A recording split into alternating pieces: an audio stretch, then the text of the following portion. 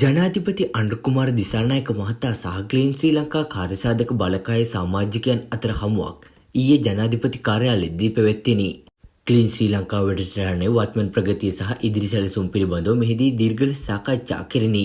සමාජීය පාරිසරික හා ආචාර ධාර්මික පිබිදීමක් මගින් සමාජය වඩා දියුණු මට්ටමක ඔසවා තැබීමේ අරමුණ ඉටු කර ගැනීම සඳහා ක්ලීන් ශ්‍රී ලංකා වැඩසටහන සැලසුම් කිරීම මෙහෙයවීම සහ ක්‍රියාත්මක කිරීම ක්ලීන් ශ්‍රී ලංකා කාර්යසාධක බලකාය වෙත පවරා තිබේ.